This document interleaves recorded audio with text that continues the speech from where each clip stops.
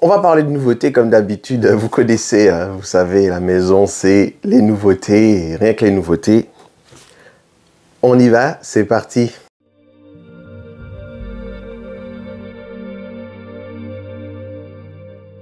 Bonjour à toi, cher camarade parfumista, c'est Val et Shenron. Alors, on a parcouru les parfumeries de niche afin de dégoter les dernières plus belles nouveautés, mais aussi les nouveautés qui font parler. Donc voilà, on va en parler tout de suite. Déjà, avant toute chose, je tiens à vous remercier. Nous sommes 2000 followers. Plus de 2000 followers sur cette chaîne. Ouais... Je suis fier et je suis content de cet aboutissement et ça ne serait pas arrivé sans vous, sans votre soutien et sans votre passion pour la parfumerie, pour les belles odeurs et votre amour pour l'art de la parfumerie. Donc merci d'être aussi passionné et on va continuer comme ça encore longtemps. Je vous embrasse fort et je vous dis vraiment encore 1000 merci pour votre soutien et les commentaires, les likes, ça fait plaisir. Nous allons commencer tout de go avec un parfum qui forcément fait parler de lui puisque la marque en elle-même, nous sommes tous fans de cette marque, c'est la marque Acro. Et donc il y a ce parfum qui s'appelle East qui était une exclusivité de chez Harrods si je ne me trompe pas. Et du coup voilà, ça y est, l'exclusivité a été atteinte, enfin le délai de l'exclusivité est terminé, est passé. Et donc maintenant en Europe, un peu partout dans le monde, nous avons la possibilité de mettre la main sur ce parfum East. Dans ce parfum, vous avez du Huda Safi, de la framboise, du cuir et de l'ambroxan. Voilà, les notes sont assez réduites au maximum, je trouve. Alors, pour ce parfum East de Acro, je pense qu'Olivier Cresp, étant donné que le but de Acro, c'est toujours de retranscrire ce qui nous est amené, hein, le titre du parfum, c'est toujours en cohésion avec l'odeur. Il a voulu nous proposer la quintessence des fragrances oudées avec des notes de fruits rouges qui nous sont servies au Moyen-Orient. Alors oui, on va pouvoir dire, et je ne suis pas le seul, que ça manque d'originalité et qu'on a déjà senti ça, mais c'est le but. En fait, East de Acro, c'est exactement ce que vous avez l'habitude de retrouver avec les fragrances oudées, les fragrances du Moyen-Orient, qui sont sur les étals de Dubaï, Qatar, etc. Justement, j'ai même retrouvé beaucoup de similitudes avec des fragrances de la marque Al Jazeera. Les fragrances de chez Al Jazeera Parfum, et il y a un collègue à moi qui me les a fait sentir, il m'en a fait sentir 4 ou 5, et il y a une note de synthèse qui revient, qui est très punchy, envahissante, qui est agressive même, je trouve, qui m'a marqué dans les parfums Al Jazeera, et je retrouve cette note-là dans le parfum East.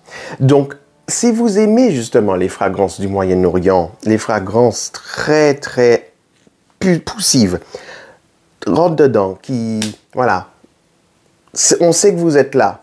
C'est avec cet ADN moyen-oriental, mais vraiment très typé en provenance de là-bas. Vous aimez ces odeurs-là, vous allez apprécier East. Après, donc, si c'est l'inverse, si cela ne vous plaît pas, que vous avez du mal, vous aurez aussi du mal avec East de Acro. Mais pour le coup, je ne suis pas embêté par ce parfum parce que ça reste toujours le principe de Acro, c'est de vous donner ce que le nom du parfum vous propose. Et c'est ça, c'est vraiment ça. Et puis qui dit parfum du Moyen-Orient dit performance. Et bien alors là, on est dans des performances nucléaires. Le parfum, il t'accroche. Il s'accroche à toi, il ne te lâche pas. Le parfum, il tient. Même le lendemain, après la douche, après le bain, après t'être lavé plusieurs fois, c'est encore là. N'en parlons même pas sur les vêtements. Alors vraiment, pour ceux qui veulent de la tenue, du sillage, de la rémanence, avec East, vous serez servi. C'est pas un oud animal, c'est un oud qui est chaleureux, un oud qui est épicé, onctueux, qui va être un peu synthétique, mais si vous aimez de toutes les façons les fragrances typées moyen-orientales, c'est pas un truc qui dérange du coup pour vous. Hein. Donc vous serez servi. On est à fond dans l'ambroxan, dans le cuir, dans la framboise. Mais c'est ça. C'est ça qu'on nous sert là. On nous dit parfum moyen-oriental, typé. Ben, c'est ce qu'on a. Donc voilà, bravo. Encore bravo. Bravo d'être aussi dans le thème. Accro est toujours dans le thème et moi j'adore ça. Je vais poursuivre avec une toute autre fragrance, un tout autre registre. Là, c'est chez Serge Lutens, le tout dernier parfum Serge Lutens, la fille tour de fer. La fille tour de fer. Oh maman! Et donc on a de l'essence de baie rose, de l'absolu de rose turc, de l'absolu de rose bulgare et de l'iris dans ce parfum. On a une rose brute de décoffrage, une rose pure.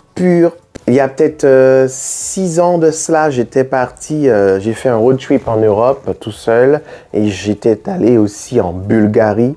Là-bas, les souvenirs que les touristes achètent, près de 50% contiennent de l'eau de rose. Vous avez forcément quelque chose qui est en rapport avec la rose, puisque là-bas, on produit justement la rose bulgare, la rose damascena aussi. Donc voilà, vous avez cette culture de la rose là-bas. Donc j'ai eu la possibilité à maintes reprises de m'imprégner de l'odeur de la rose pure. Vous voyez? Et c'est quelque chose qui me marquera toujours. Dès que je sentirai un parfum avec la note de rose de Bulgarie, la rose damascena, je pourrais que penser à la ville de Sofia en Bulgarie. Donc voilà, on est vraiment dans la pureté de la rose. Vous voyez, Serge Lutens nous a toujours habitués à des fragrances avec énormément de nuances épicées, énormément de nuances résineuse. Et là, pour le coup, la fille tour de fer, c'est une solinote. C'est une solinote. On est sur la rose et que la rose. Il n'a pas voulu la traiter autrement, puisque de toutes les façons, la rose, Serge Lutens connaît très bien et il nous a déjà servi beaucoup de fragrances à base de rose avec des nuances, soit épicées, soit baumées, etc. Voilà. Sa Majesté la Rose ou la fille de Berlin, etc., etc. Il y a beaucoup de fragrances qui ont la note de rose en majesté chez Lutens. Ici, c'est vraiment la rose pour la rose. C'est la rose qui est célébrée, la rose qui est adulée, qui est mise en haut de la Tour Eiffel. Donc déjà, effectivement, je pense qu'il y a un énorme rappel, hein, clair et net. Hein, le jeu de mots, il est là. Hein, la fille tour de fer, c'est clairement par rapport à la Tour Eiffel. Et aussi, vous verrez, pour ce qui est du design autour de la fragrance, vous verrez des branches métalliques qui font un rappel justement à la structure de la Tour Eiffel, au design de la Tour Eiffel. Donc voilà, pour moi, c'est un superbe hommage à Paris. Pour moi, voilà, ça me rappelle les deux facettes de Paris. Le Paris touristique, Montmartre, la Tour Eiffel, et le Paris chic, bourgeois, la partie cachée derrière les grandes façades, l'arrière-cour. Et on découvre un tout autre Paris avec ses jardins fleuris. Je le veux, ce parfum. Je le veux. Et pour moi, ça va être mon deuxième parfum à la rose, puisque je possède un autre solinote à la rose, qui est Barra Honda de chez JES, qui est une création de Fabrice Pellegrin. Mais bien sûr, forcément, hein, Serge Lutens, ce parfum, La fille tour de fer, ça, c'est une création de Christopher Sheldrake. Ensuite, mes camarades, on va passer chez l'Orchestre Parfum, qui vient de sortir Mono Cashmere, une création de Nathalie Fessauer. Dedans, vous aurez en note de tête du musc, du cachemiran et de l'iris. En note de cœur, vous aurez du jasmin, de la bergamote, des aldéhydes. En note de fond, vous aurez de l'ambrette, du cèdre, de l'ambroxan, et de la poire. Mes camarades, quelque chose m'a frappé quand j'ai senti ce parfum.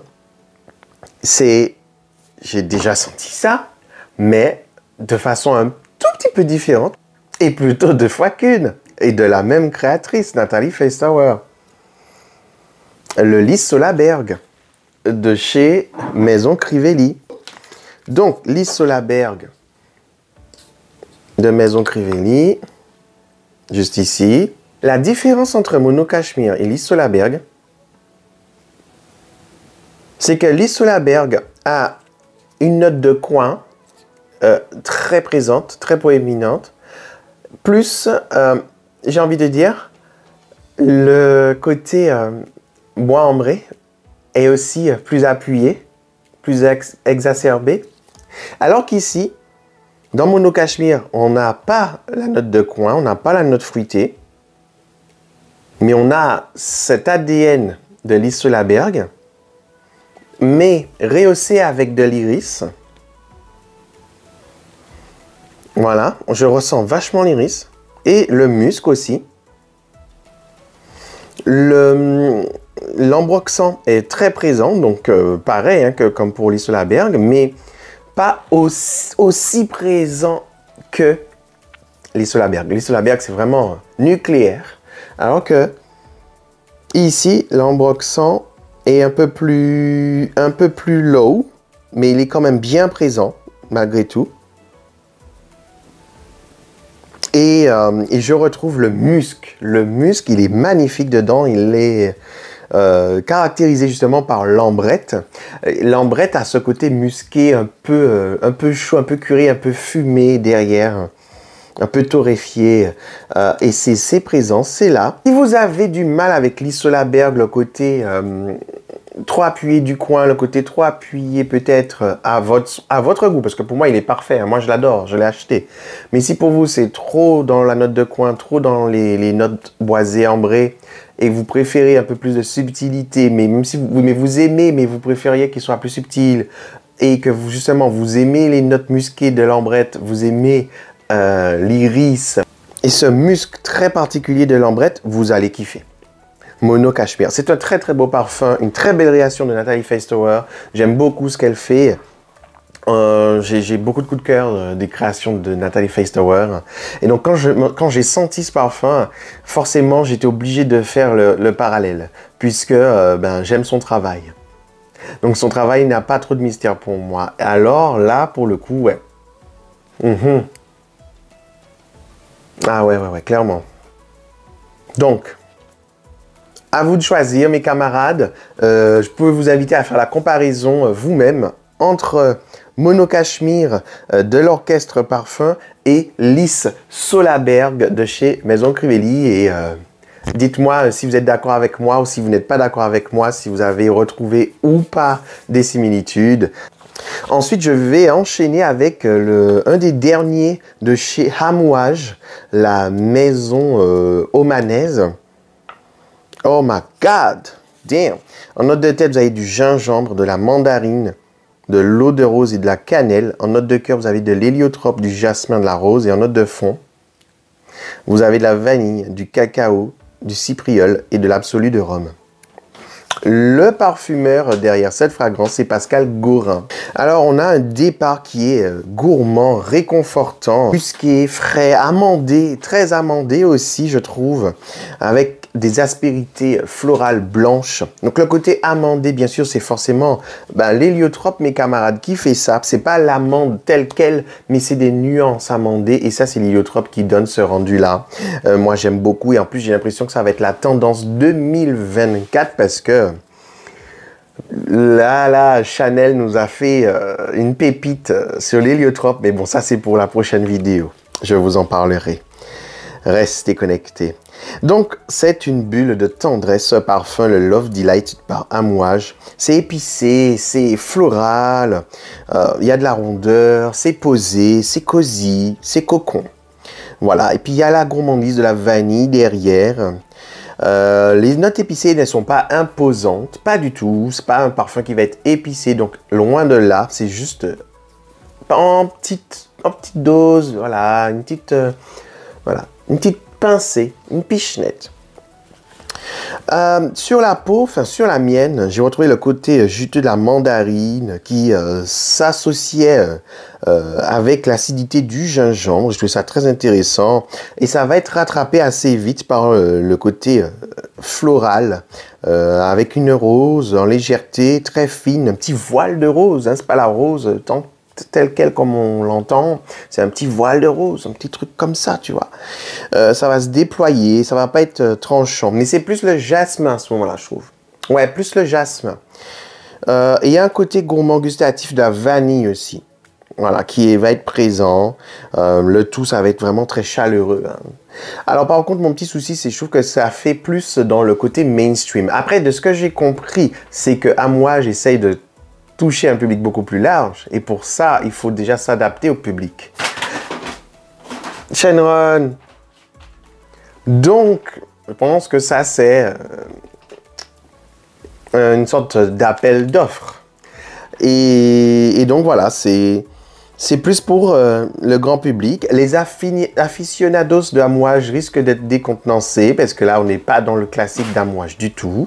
Mais ça va attirer un public beaucoup plus jeune. Donc voilà, si vous voulez, moi, je vous invite vraiment à aller sentir ce parfum et à vous faire votre propre idée. Dites-moi ce que vous en pensez. Il est disponible chez Jovois. Et on poursuit, mes camarades, avec mon coup de cœur, mes bébés. Avec la fille, tour de fer aussi. Hein. Mais celui-là, maman, il m'a touché en plein cœur parce qu'il a été fouillé dans mes souvenirs d'enfance. Ouais, ce parfum m'a frappé dans le cœur et m'a ramené petit garçon là. Pff, maman, ah ouais, et vous allez comprendre. Le parfum, et les Antillais, les Réunionnais, les gens qui vivent dans les pays tropicaux, ce parfum, c'est pour vous, si bien sûr vous aimerez la note que je vais vous dire dedans. Le parfum, on arrête le suspense. C'est Magic Mushroom de la maison Boho-Boco. Le nez, c'est Michal Gilbert Lac. Dedans, nous avons note de tête, de la cardamome, du pamplemousse, du cyprès. Et en note de cœur, vous aurez de l'ylang-ylang, du davana, du girofle, de la lavande, du chanvre, du cassis, des notes de champignons, de l'immortel, des notes vertes. Et en note de fond, vous allez avoir du patchouli, du vétiver et des notes aquatiques. Mes camarades, aïe aïe aïe. Alors, ouais. Le départ. Alors déjà, on va le chiter. Je vous jure, Magic Mushroom. Ah, maman, il a malé. Parfum de la c'est à moi. Aïe, mon Dieu. Ah ouais. Bon, mes chéris, trêve de suspense. Ce parfum me fait penser à deux choses. Il me fait penser au planteur. Voilà, le planteur, le cocktail antillais dans toute sa splendeur, avec beaucoup de jus de fruits exotiques, du sirop de grenadine et du rhum. Et c'est servi dès qu'on fait une réception. Voilà. Le planteur, c'est ce que vous appelez, vous, dans les pays occidentaux, ou qu'on voit dans les films, par exemple les films américains. Et ils appellent ça comment? Ils appellent ça le punch. Vous voyez? Et c'est rouge. Et c'est à la louche. Et il faut se servir à la louche. Nous, on appelle ça le planteur. Mais vraiment, c'est plus élaboré. Et vous avez même des fruits. On va vous rajouter des tranches de fruits, des morceaux de fruits dedans pour vraiment appuyer le côté fruité du truc. Donc, c'est très traître comme boisson parce que vous pensez, c'est sucré, mais pas sucré à l'excès dégueulasse. C'est sucré. Donc, vous vous rendez pas compte, c'est un bon goût de jus de fruits, mais c'est alcoolisé. Mais comme c'est tellement bon, vous prendrez trop et vous risquez d'être saoulé. D'être sous. Donc, bref, ce parfum me fait penser au planteur et il me fait penser à la goyave, mes camarades. À la goyave! Bada! Bah, la sortie goyave, maman, là. Le truc sans la goyave. Oh, maman! Aïe, aïe, aïe, aïe, aïe, aïe, aïe, aïe, aïe. Ça sent bon les tropiques, là. Là, je suis sous les tropiques, je vous jure, les enfants, je suis sous les tropiques. C'est vraiment l'exotisme. L'exotisme, quoi. Oh, maman. Et c'est pas cliché, c'est pas mal fait, c'est pas genre un truc qui fait cheap. Ça fait pas Yves Rocher. Non. Non, non, non, non, non, non, non, non, non. Magic Mushroom de Boboko, c'est une dinguerie. Une dinguerie. C'est une superbe note de pamplemousse mêlée à un Davana fascinant. Le Davana, ça fait longtemps que je ne vous ai pas parlé de Davana. Dans mes débuts, je mentionnais assez souvent ce que c'était. Le Davana, c'est une note florale, mais qui a un côté fruit très mûr. Et en même temps, ça a un côté alcool ambré. Donc voilà, ça c'est une plante qui vous fait tout ça à la fois. Donc vous avez le Davana, vous avez ce côté épicé de la cardamome, les enfants. Oh mon Dieu, et puis le cassis. Maman est là. J'ai un pied de cassis à la maison, sur ma terrasse. Et donc là c'est un bourgeon. Il n'y a pas longtemps, j'ai écrasé un bourgeon pour vraiment avoir le ressenti du cassis, bourgeon de cassis brut de décoffrage comme ça. Mon Dieu les enfants, c'est ça. Donc on est dans... C'est de la gourmandise niche.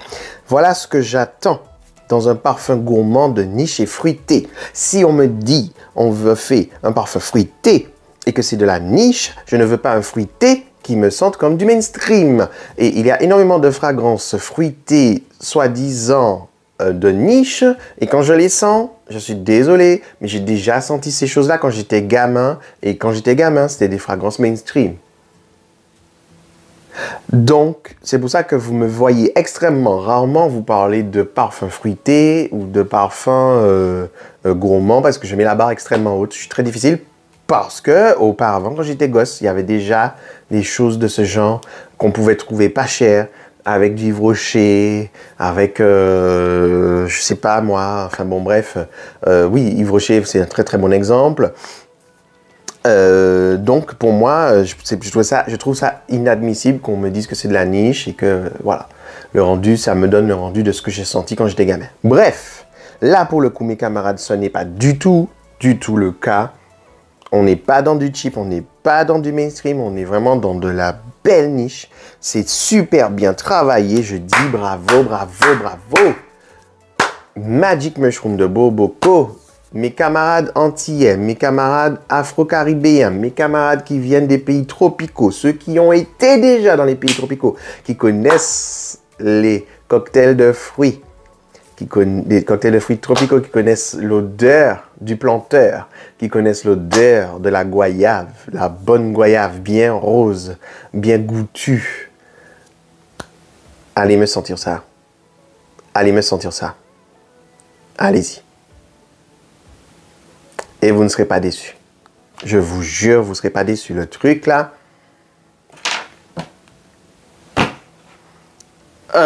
Ah ouais, je veux. Et je veux ce parfum pour cet été. Je le veux...